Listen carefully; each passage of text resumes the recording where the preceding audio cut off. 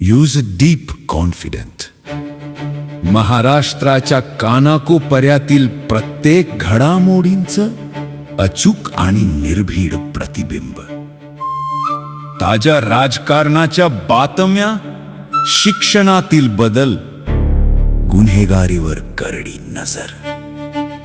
सत्य, वेग आणि विश्वास यांचा संगम म्हणजे अजिंक्य महाराष्ट्र न्यूज.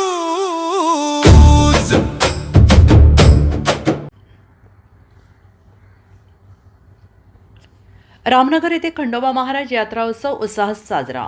श्री क्षेत्र रामनगर येथे परंपरेनुसार यात्रा उत्सव मोठ्या उत्साहात साजरा करण्यात येतो.